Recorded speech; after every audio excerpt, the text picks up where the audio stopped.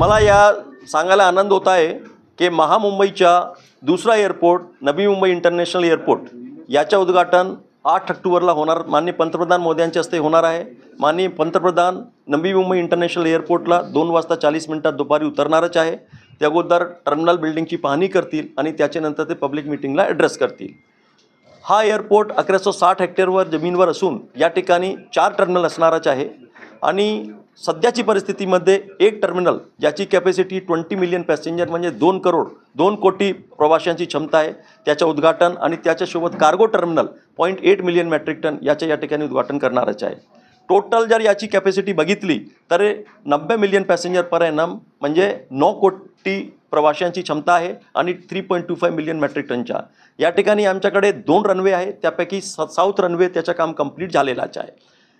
आपण याला जर आजच्या अस्तित्वात असलेला छत्रपती शिवाजी इंटरनॅशनल एअरपोर्टचा कंपॅरिजन केला त्याची कॅपॅसिटी 50 ते 55 MPP आहे आणि याच्या कंप्लीट सभी 24 फेज झाल्याच्या नंतर जेवढं दुप्पटच्या दरम्यान कॅपॅसिटी होणारच आहे। तो भविष्यात हे दोघी एअरपोर्ट मिळून महामुंबईसाठी आणि जगामध्ये एक महामुंबई एक बिग ग्लोबल एव्हिएशन हब असणारच आहे।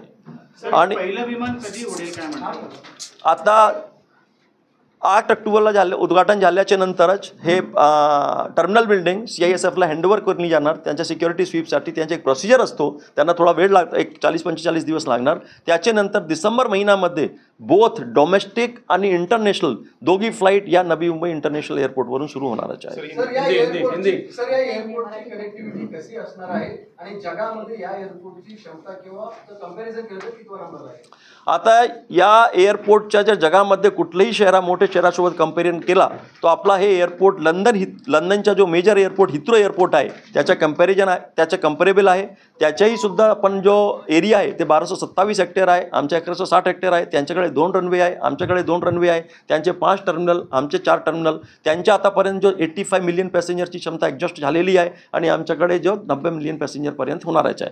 तो म्हणजे आपला मुंबई महामुंबई महाराष्ट्र आणि नाव नक्की हा जगाच्या एव्हिएशन हबमध्ये जगाच्या नकाशावर मोठ्या प्रमाणावर येणारच आहे। आणि खर्चाचा जो बघितला आतापर्यंत जवळजवळ 19,647 कोटीच्या एकूण या पहिल्या टप्प्याचा खर्च आहे।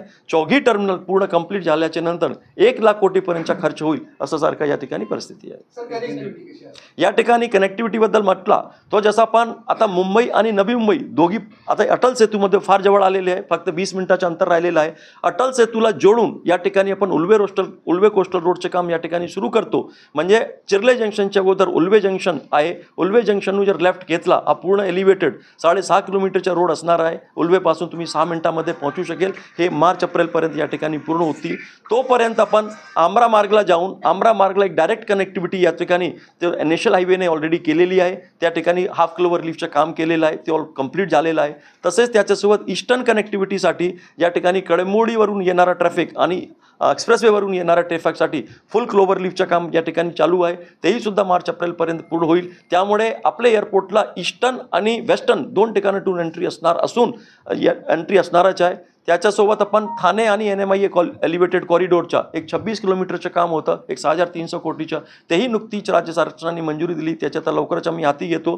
त्याच्यासोबत दोघी एअरपोर्टला जोडणारी एक 32 किलोमीटरची मेट्रो लाईन यामध्ये 19 स्टेशन असणारच आहे, त्याच्याही प्रपोजल केंद्र सरकारला पाठवलेला आहे, अंतिम टप्प्यात आहे। मला वाटतं 2 आठवड्यामध्ये कॅबिनेटपर्यंत जाईल। आणि हा जो लाईन असणार ज्याला गोल्ड लाईन म्हणतो ते अस्तित्वात असलेली लाईन 2B आहे, लाईन 7A आहे, लाईन 3 आहे, लाईन 4 आहे, लाईन 12 आहे। आमची मेट्रोची लाईन 1 आहे, याला जोडली जाणारच आहे। त्यामुळे हा फक्त मुंबईला नव्हे तरी MMR रिजनला आणि पुण्यालाही सुद्धा एक चांगल्या रीतीने हे एअरपोर्ट कॅटर करणार असून हा म्हणजे एक गेम चेंजर आपण MMR रिजनसाठी होणार असून एक मोठ्या प्रमाणावर या ठिकाणी डेव्हलपमेंटची आपल्याला मुभा आहे। या ठिकाणी हा देशामध्ये पहिला असा एअरपोर्ट असेल त्या ठिकाणी वॉटर टॅक्सीची सुविधा असणारच आहे। आपण तारघर येथे आपण जेट्टीचं काम आपण हाती घेणारच आहोत पुढच्या फेसमध्ये आणि इथून वॉटर टॅक्सीची सुविधा असून डायरेक्ट गेटवेपर्यंत असेल किंवा मांडवापर्यंत असेल त्या ठिकाणी आपलं DPRचं काम आहे। पुढील टर्मिनल होण्याच्या अगोदर आपण वॉटर टॅक्सीची सुविधा सुरू करू असं सारखं आम्ही या ठिकाणी तयारी दिली। त्याच्यासोबत आपण जसं गेटवेपर्यंत जाणार रेडिओ क्लबजवळ तिथे चेक इनची सुद्धा सुविधा असणारच आहे। म्हणजे तिकडे आपण लगेच चेक इन करू शकेल। इव्हन आपल्याकडे या ठिकाणी असणारे मेट्रो स्टेशन आहे त्या ठिकाणी सुद्धा लगेच चेक इनची सुविधा असणारच आहे। सर इंटरनल कनेक्टिव्हिटी कशी असते एअरपोर्टमध्ये?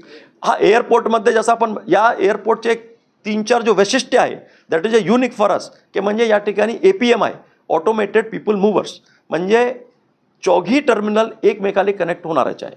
आपण ज्या T1 टर्मिनलला आले आणि आपली फ्लाईट T4ला आहे तरी सुद्धा तुम्ही T1ला चेक करू शकेल.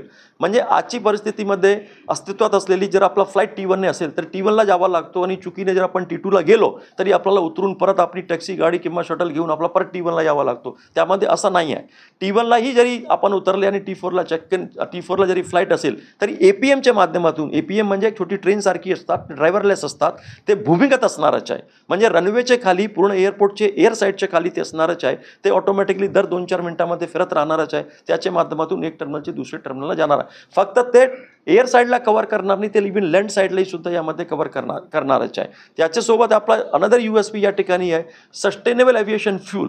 म्हणजे आपण एक ग्रीन एअरपोर्टचे आणि एन्व्हायरमेंट फ्रेंडली यामध्ये सस्टेनेबल एव्हिएशन फ्यूल असतो जो की वेस्टने तयार केला जातो. त्याच्याही सुद्धा आपण स्टोरेज फॅसिलिटी यामध्ये केलेली आहे. त्याच्यासोबत 47 मेगावॉटचा सोलर पॉवर या ठिकाणी जनरेट होणारच आहे आणि पूर्णपणे आतील मुवमेंटसाठी या ठिकाणी EV बसेसची सुविधा आहे. सर कार्गो सुरू होणार आहे? कार्गो आता याच फेसमध्ये आपण उद्घाटन होत आहे आणि डिसेंबरमध्ये कार्गोची सेवा सुद्धा सुरू होईल.